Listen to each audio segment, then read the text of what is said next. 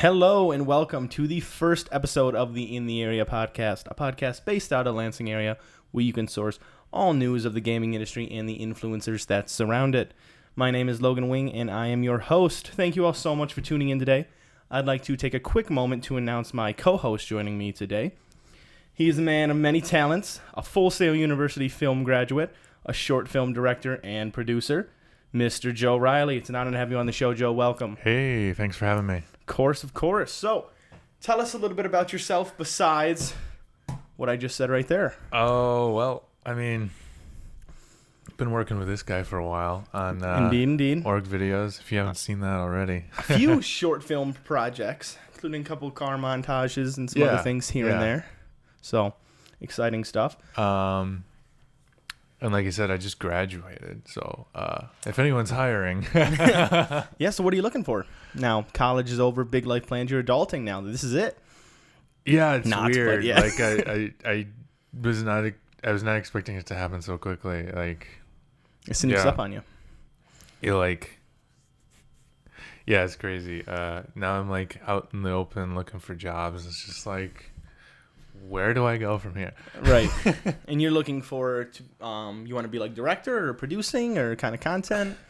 The thing is, like, I like making this like freelance content kind of stuff, just like jumping between projects because like ADHD mostly just makes it to where I just get bored easy. Creative freedom, yeah, you can do what you want. Yeah, but creative freedom is a big deal for me. Nice. So like I kind of don't prefer to work on like big studio sets kind of stuff, but I feel like I could head up something if I had enough dream for it. Sure, right.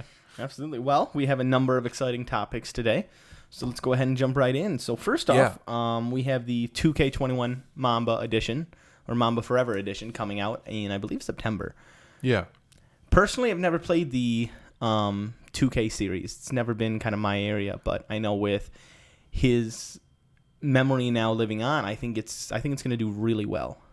Yeah. I've never played 2K. I've heard good things from people who play it, but also I feel like, and hopefully this doesn't offend anyone, I feel like they just release the same game every year for $60.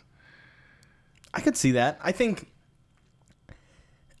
the fans like it because they continue to update it with the players and stuff like that. Yeah. They can play as the icons that they love to see. I feel like that should be DLC. Yeah, I could see that. Bug fixes and stuff like that. That could be. But yeah, no, I haven't played it. Even though it was free on PS Plus this month or last month, I forget. Was it 2K20? Yeah. 2K20, I believe, is like the NBA 2K. I'd imagine if the new one comes out in 2 months, little more. Yeah. So that's free on PS Plus. I think now. I think it's free. Now. Nice. But I haven't tried it out. No. So I don't really know. I haven't tried out.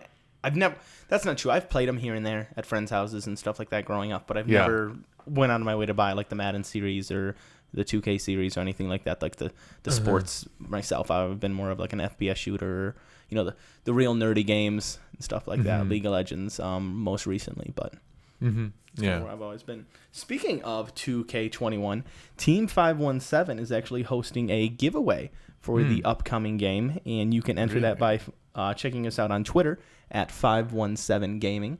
So you guys can go ahead and look that out. I believe it comes out September 4th, so the giveaway will probably be happening right around that. So nice. Yeah, exciting stuff. And on that note, we also have some big news with the Tier 1 organizations, including FaZeClan drama. But always the FaZeClan drama. So the former FaZeClan president, Greg Selko, I believe, has stepped down and somewhat bashed the organization and said that it is a frat house organization and that he is moving on to better things with his new organization that he's starting, XSET Gaming. FaZeClan has yet to respond at this point in time of recording. So I don't know how I feel about that, because I feel like FaZe is going to take some sort of legal action against the guy. Right. I mean, he's stepping down as a president and starting on a new venture that will be a direct competitor with that organization. Yeah. Now, what do you think about his comments that it is a frat house organization? I mean, I feel like FaZe has like devolved from being a eSports to a lifestyle brand. Yeah, and with FaZeClan's roots starting in COD sniping and the montage and things like that. They were a bunch of kids growing up and they made something out of themselves. Yeah, they were at the forefront of streaming and gaming videos. They helped build the industry to where it is today, and I think they are pretty much majorly responsible for that, including some of the other organizations like Optic Gaming. But with where they're at today, they've elevated the brand to be so much more than gaming, where they have celebrity icons, including rappers and just kids that have become icons now, which I can see where the immaturity comes in at. And there's always been a ton of drama within the FaZeClan. No matter what date, where you're at, there's always something that seems to be going on. What was the first huge thing? Jarvis getting banned from Fortnite? Yep, Jarvis getting banned for Fortnite. That was the first one, but that was the big one. Right. And the funny pictures that came from that. Yeah. It was. There's always been some type of drama. Yeah. So I can see where he's coming from, but it'll be interesting to see how that all rolls out. That he wants to start a competitive organization and how successful it will be with FaZeClan's massive following in supportive community, and whether XSET will do well or not. Yeah. Honestly, I like the idea of starting a new thing, because I feel like esports right now is like not too many organizations. We need more 100 Thieves than we do FaZeClan at this point in the industry. Like, there's teams, but there's no like. I mean, what are the other big names in esports? It depends on what title, what AAA game, what division. But I mean, your biggest names are FaZeClan, 100 Thieves now on the rise, TSM, Cloud9. Yeah. And I think that FaZeClan is definitely one of the most loose cannon organizations out there, with a majority share of that company being a younger audience, and the owners, also being youngers. But also, do you think something derivative from the president of FaZeClan, do you think that could take off at all? Just because he's taking his following elsewhere? I don't know. I don't. With Greg, I don't know how many. He's an executive, right? He's not a celebrity icon. He's not a gamer. Mm-hmm. So his fans don't come from that. So it's about who he can acquire, get under the belt of that organization to judge how far it will go. Yeah. So, with creators wise, when you think about all these tier 1 organizations and what's on the table, like, there's always going to be a plethora of content creators out there that can go under the tier 1 brands. But with 100 Thieves recently recruiting a ton of huge icons, and the biggest of them being, Ninja and stuff like that, they're not going to join an organization. Ninja join 100 Thieves? I'm just saying with with them being, like, when you go to that big of a celebrity, they're not going to join any organization because they're already established and they do better on their own. Yeah. And so you got to wonder, what creators can he get under that belt? Will anyone leave FaZeClan and go with him? Will anyone leave FaZeClan, or will anyone join him because of the potential implications that comes with it? Right. I don't know. There's a lot of questions on the table. Because he's an executive, there is no clout to say joining him. Exactly. So, like, essentially, he's at the level of about a 517, I'd say, as far as, even we have like more members than him. I don't know about that, but there's definitely a lot more experience there, which is one thing that he has going for him. Versus, he's got experience, but like, I don't know. It depends. There's something to the name of FaZe that's just like, oh, you're good. Right. Well, it's lived on through generations. You know what I mean? Like, when we were kids, and now to the next generation, to where they're still at the top. And now kids are learning about them on Snapchat instead of YouTube montages. Yeah. So it's a very different. That's where all the kids are. It's a very different culture now compared to where they used to be. And they've just, like I said, they've continue to elevate time and time again and to see where they're going, it'll be really hard to stop them, is my opinion. Yeah. Unless there's some sort of huge drama or whatever that comes with it. Right. Something's unearthed from someone's past. It always and then there's nowadays. always the potential rivalry within the esports scene and within the competitive divisions. If, XSET does go to where FaZeClan is and they're competing, in, say XSET joins like CSGO and stuff like that, there's always that rivalry there. But yeah. I guess we'll have to see what happens. Yeah, it'll be interesting. I'm curious to hear FaZeClan's response to it. But of course, like speaking of drama with like FaZeClan, what about that thing with 100 Thieves about the merch? Right. Yeah, they recently had a merch drop which sold out instantly, as it always does, and there's always been the conflict of whether they release enough quantity where they want to keep the hype around it and they want to build, almost like Supreme or something similar. Yeah. And that totally makes sense, you know what I mean, where you can kind of limit it, but at the same time, their diehard supporters lose to bots a lot of times when trying to check out, and they're not happy with that. And so what do? There's checkout bots? Oh, yeah. There's all kinds of bots used for... Huh. So, like, at least with my experience... with a brand by Markiplier and Jacksepticeye and recently Pokimane is basically they have limited run stuff, but that gets people to buy it more. Right. So like, well, there's exclusivity. I see as there's something special about having something like, oh, you've got the midnight drop of the new cloak hoodie that you can only get special edition hoodie for this event. I got one. It was a 3 a.m. drop of a UV reactive ink hoodie, so it's cool. Yeah. And only a few people got it, and that I feel like is not exactly a completely business strategy. It's more I think the exclusivity should be appreciated with certain things. It's a good way not to oversaturate, and there's also finding that balance between putting your community and your fans first, your supporters that make the company run, and then building brand and legacy. Mm-hmm. And a lot of the supporters will argue that why don't they just release one drop of mass quantity like an essentials kit? Yeah. That is unlimited, that's always in stock, just the basics. Yeah. I don't know why they haven't yet, to be honest. I know Nade's last drop, he said these were kind of like the essentials. It was a little bit more basic. The quality was still there. But why not let that be kind of in a higher quantity count for supporters, so that way your true diehard fans can, actually wear the merch instead of listing it on StockX for twice the markup. Well, it's the same with Cloak. They're always out of stock with the older lines. So, yeah, I would say it's good to have just a baseline. I mean, who doesn't want to have a 100 Thieves hoodie? I think releasing that essential unlimited stock would solve their issue between their community and trying to build that exclusivity that they're looking for. Yeah.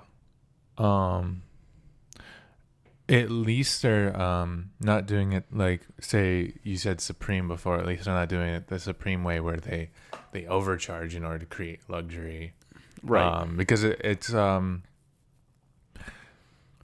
something a lot of brands do. They overcharge for the product because people are willing to pay for something.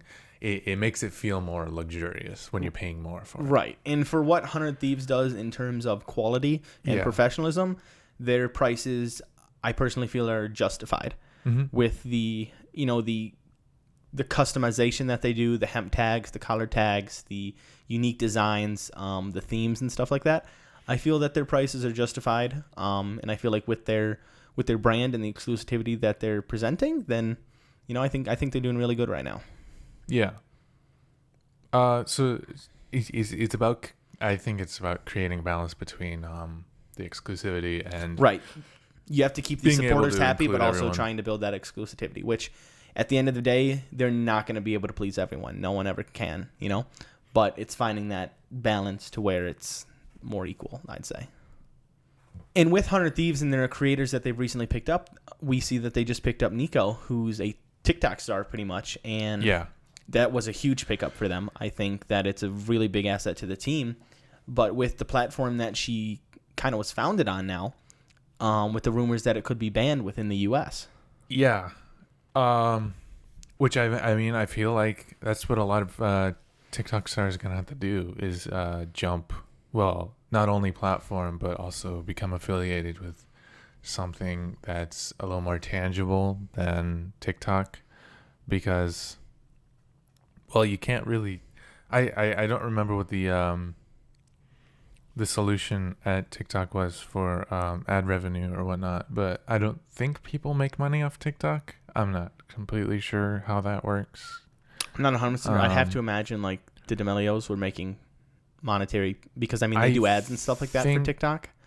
Well, they do ads and that's what their revenue is, right? But like the ad revenue of having ads placed over your videos. But I mean, with brand that size, you're gonna make money one way or another with partnership deals and stuff like that. But with TikTok potentially being shut down, I see a couple of things happening. One, we get a reinvented app that's built inside the U.S. That, you know, will pretty much take over almost like a Vine. Vine 2. Vine 2.0. Or I see creators trying to have to move their viewers off of that platform to another platform, which with TikTok right now is pretty impossible. You see a lot of people that create accounts can have rapid growth. They'll go viral within a day, within one post, right? Mm-hmm. They post one thing, it gets 1.2 million views, their account rapidly grows. They plug their Twitter account and they get 2 followers. They can't transition. Yeah. They can't get those followers to transition to another platform. Yeah, that's definitely the most difficult thing. Right, which seems to be easier on other platforms, like taking Instagram to Twitter or taking, you know, already established platforms seems to be easier. But with TikTok, it seems to be almost more difficult than ever before.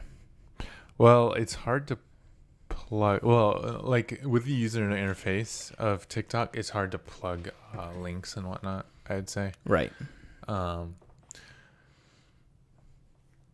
Because a lot of Instagram, the reason the ads work so well on Instagram and YouTube and Twitter is because you can just click a link, you can click a photo.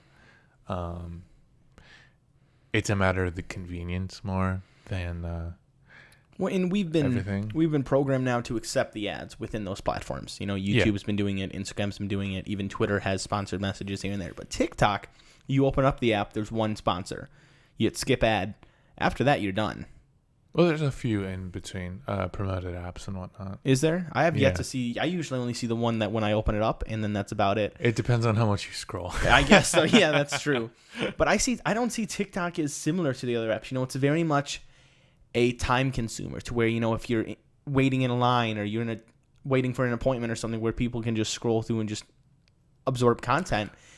And I feel like that's pretty much all they do on it. You know, I feel like there's a lot more watch than creating. But like that in itself is, I feel like it's more proof that that kind of a platform now works for advertisements. Right. The fact that you didn't even notice that you were getting ads shoved in your face. Right. Exactly. Which is good because the most frustrating thing on YouTube, unless you've got premium like we both have now, is having those like 2 ads that you have to click the skip button or you have to wait 30 seconds. Well, TikTok does a very good job at making their ads almost feel like a TikTok because it is. Yeah. You know, they use a creator when, you know, Charlie D'Amelio's on there dancing where you think it's like, oh, it's just another TikTok. You know what I mean? But little do you notice, you see the skip ad thing in the top right corner and you're like, oh, this is an advertisement. Yeah. So it's very much a natural look. Versus where a lot of the other platforms, it's, you know, YouTube, you open it up and it's like a 2-minute ad and you're like, oh, okay, this is... It's like, do I really want that backpack? Yeah, it's like, do I want to watch this video now? Sometimes there's trailers on there, like movie trailers, it's like, oh, this is cool, I want to finish this. But the worst ad is Twitch for when you're not subbed to someone. Oh, and you try to go from like streamer to streamer and it just continually shows you the same ad over and over, and then you like accidentally click out of it, and then you go back and you're like, you have to watch it all over again. Yeah. I guess it, motivates you to subscribe, I suppose. The problem with subscribing on Twitch is it's so easy that I end up racking up a lot of subscriptions, and I have to turn them off before they charge me. It's also $5 just to remove ads from one channel. Like, it used to be ad free if you had Prime, right? But they weren't making versus money from like that. YouTube. You want to watch a channel, there's just there's an ad per video, but it's a very different platform. But I think Twitch needs to figure out a way to have less ads in a sense without having to pay $5 per person. Oh, for sure, yeah. But then again, Twitch has a lot of issues that they need to help with and change a few things that I think the community would prefer. I think actually they have Twitch Turbo, don't they? That removes ads. I forget if that's still a thing. I don't know if that's a thing. If it is, I need to look into it. I believe it's called Twitch Turbo, which is weird because Discord's subscription service is Turbo. Isn't it Nitro? Nitro, not Turbo. Nitro. Yeah. Same thing, right? Turbo, Nitro, it's all car parts. One of the things with Twitch, with one of the issues like I was talking about that the community wants to see change, is Dr. Disrespect. I know that they banned him, they perma-banned him, and they have yet to give him a reason why. Yeah. And it's been quite a while now, which... we see, I believe, just a few days ago, he changed some of his stuff on Twitter to where now it has his YouTube bio, and he posted like a little teaser video, but it didn't really lead to anything. But I know his bio and his Twitter account is now to his YouTube. And he did say that he is definitely not making a return to Twitch. Oh, yeah. So, odds are probably YouTube gaming. There's a good chance, yeah. And we see a lot of creators doing that now, switching over to YouTube. But what do you think it's going to be like once they give a reason? I assume, depending on how bad it is or whatever it is that they come up with for a reason to ban him, do you think his sponsors are going to leave him? It all depends on what the situation and how it unfolds, because it really depends on what they say they banned him for. Yeah, and I really feel like everything's good, up in the air right now. If they don't have a good excuse, or if they don't ever tell, there's going to be a lot of backlash to Twitch. Yeah. A lot of it. But I think if they come out with a logical explanation and there really is something there, then that all depends on what that situation is and how he handles that as well. So I don't know. There's a lot of unknowns that lead to different variables. Yeah, it must be rough being up in the air like this for so long. Well, I know for him, I'm sure it's draining and just awful for him. You know what I mean? To have a platform that provides your income like that, and to be, I'm sure he's still somewhat financially stable, but to not have a steady income, I'm sure that's nobody wants that. Especially in times like these. And so I think that it's definitely something that he's upset about, frustrated. For sure, yeah. I think he'll be all right, and I think pretty soon we'll see him starting to stream on YouTube. Yeah, well, Dr. Disrespect was such an iconic character. Even you can't really have the streaming community without him. Yeah. I also heard rumors though that he might start streaming on his own website, just like his personal website, streaming off of there. The issue is if he gets any sort of people to come watch, he's going to need crazy infrastructure servers to run that, because he needs one, also setting up monetary systems to where he can have subscribers and bits and stuff like that, and having all that user interface and all the developers that it would take to set up his website to pretty much be a platform like that. Because you're not talking about just jumping from, say, Twitch to YouTube. There would already be a loss there, like what we were talking before with TikTok. This, if what you're saying is correct, he's gonna lose so many followers just from that. I think you'd have to be an incredibly loyal follower to go to his website to watch a stream. If it's nothing bad that comes out for the reason he got banned, absolutely, I think YouTube is going to offer him some type of deal, 100%. But if it is something jeopardizing to whoever is partnered with him, I don't know what he's going to do. And, you know, I don't know. I mean, he has a very supportive community, one of the best. And that could lead to him streaming on his own website or doing something else. But I have a feeling he's probably going to YouTube. But it depends on what Twitch. I don't know like what the contracts are and stuff like that. And I'm sure YouTube wants to know why, like what the reason is before they offer him anything. Well, we still have to figure out what Ninja's fate is going to be with the deal with YouTube. We know he streamed once on YouTube so far. But there's no like concrete evidence that there's a deal. And I'm sure there's, you know, behind the scenes stuff happening, trying to negotiate. So let's see what happens to Ninja too, because it turns out maybe YouTube is getting like 2 of the biggest streamers ever. Well, Ninja's not going to go to Facebook gaming. Oh, for sure. He's not going back to Twitch. What other options does he have? YouTube. YouTube's in a good position right now. YouTube's in a really good position right now. Yeah. And if they can treat the community better than Twitch and respond to them, and if they have if they can treat affiliate streamers on there better than Twitch does, can't say how long Twitch will last, you know. But do you think YouTube's gonna have to start like creating a 3-tier instead of a 2-tier system with their revenue kind of stuff? Because like Twitch has the normal affiliate then partner. If they grow the volume closer to where Twitch is at, I think definitely. Because right now YouTube just has whether you're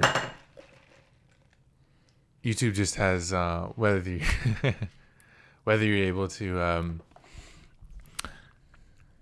have ad revenue or not. So you're either no one or a YouTube partner. Right. I mean, that's kind of how it is on Twitch. You're either partnered or you're like another one of the infinite affiliates.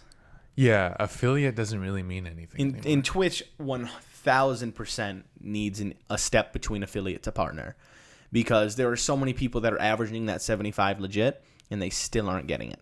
Well, partners, like, it takes a lot to be verified. Right, and it used to be you hit that number, your partner, but now it takes so much more than that. I mean, people are hitting so many partners. Yeah, they're hitting well over that number now to where Twitch still isn't accepting. Do you think there needs to be a tier over partner and then use partner? I think partner can stay. I think they need one in between affiliate to partner. Okay.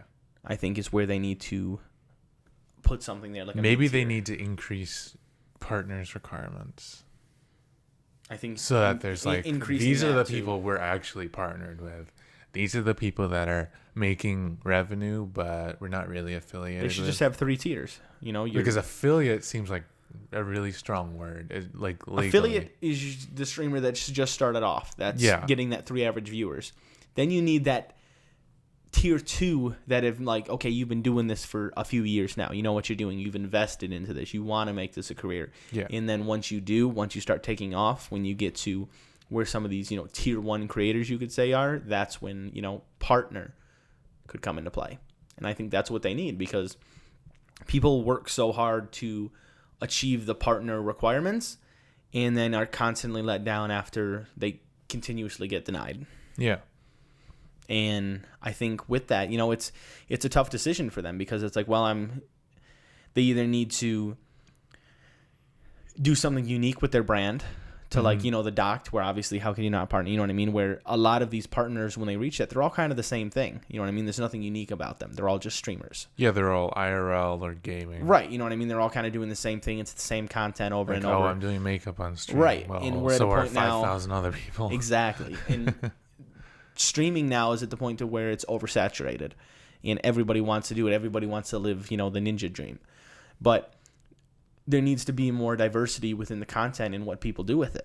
Yeah, and YouTube's getting that diversity. Exactly. Twitch isn't, yeah. And people just need to be more creative to reach that partner status, but I think Twitch should reward those that are averaging like 300 viewers and not getting partner. I mean, that's crazy. They should definitely have a tier 2. Mm-hmm. Like an automatic tier 2, like none for like.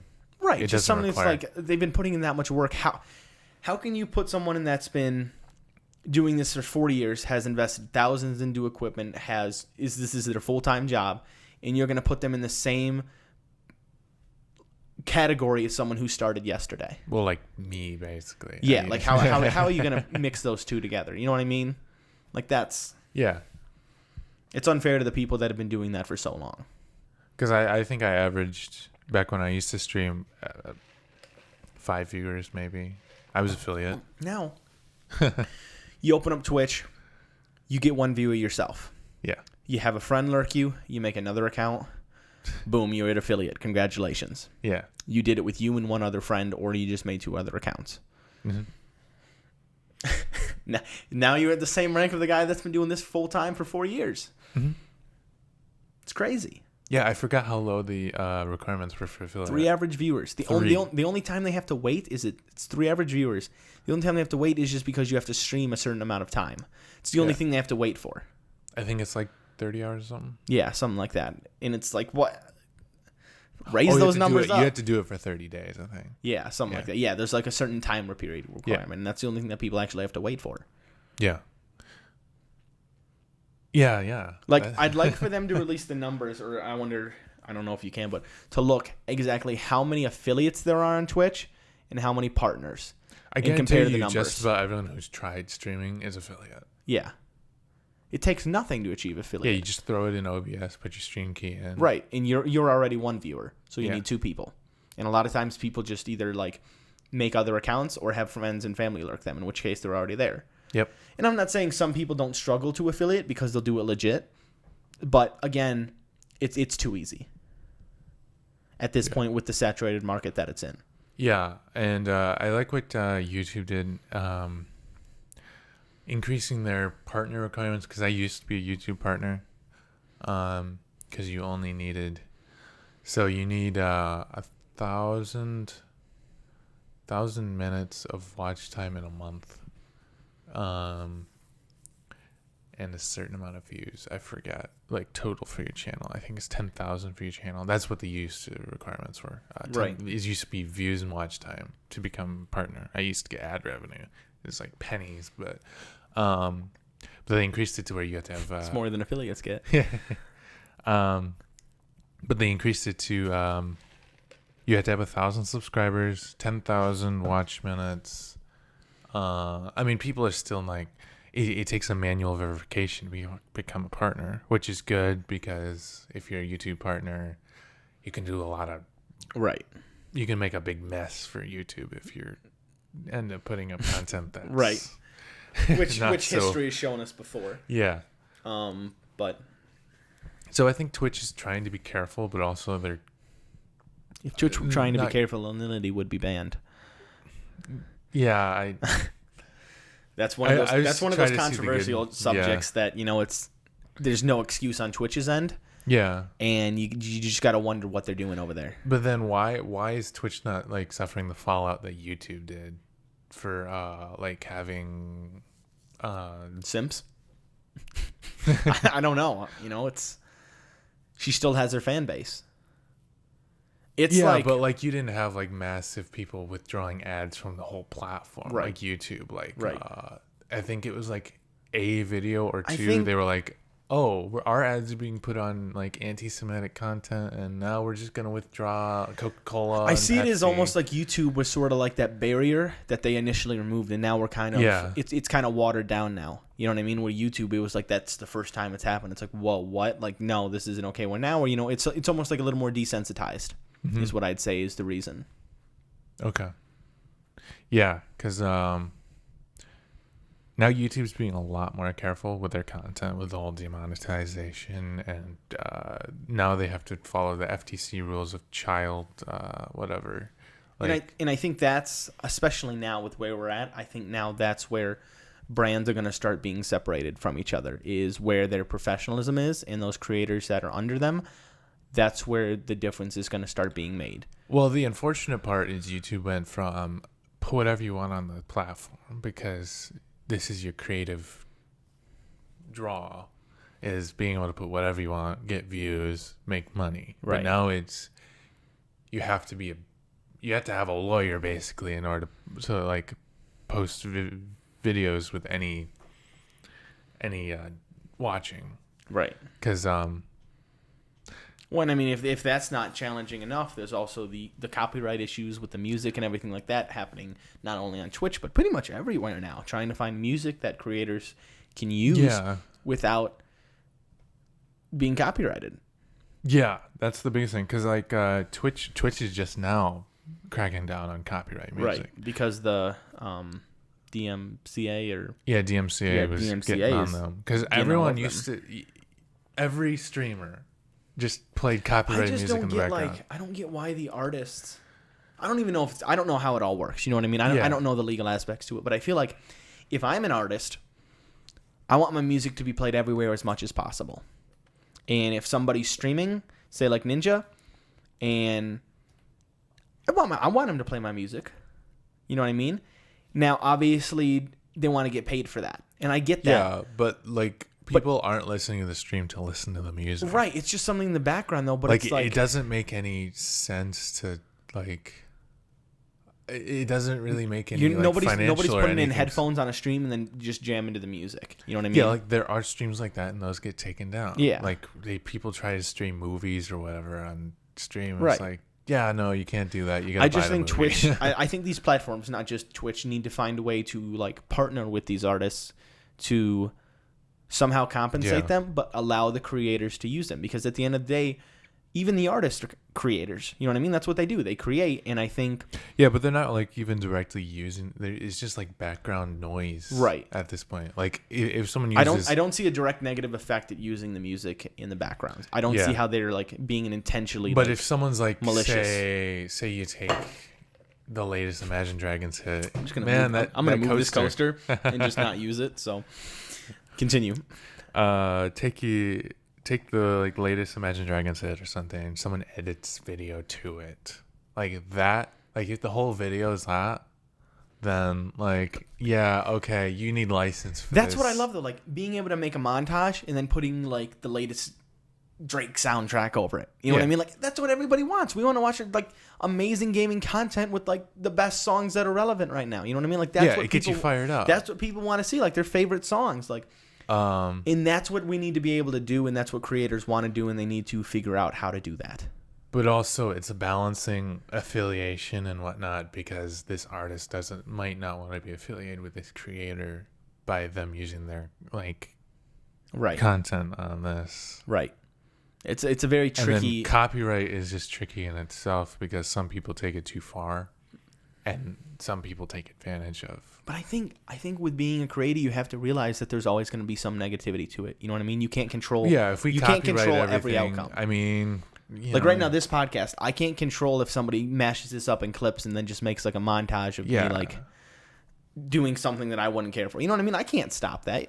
You can on YouTube, but but it's something that I think the creators should accept. Yeah, I mean, if someone makes a montage of this, that's just someone clicking on your podcast. Right, you have to accept that if you're publicly, if you're publishing your image, you have to accept the consequences that come with that sometimes. Yeah. And I think that if you can't do that, then you probably shouldn't be creating content. If you're not comfortable with where it can go. Yeah. I totally get the monetization. I feel like if it's up on the internet, it's exactly kind of fair game. Mm-hmm. That's my opinion as well. If it's on the internet, it's kind of fair game.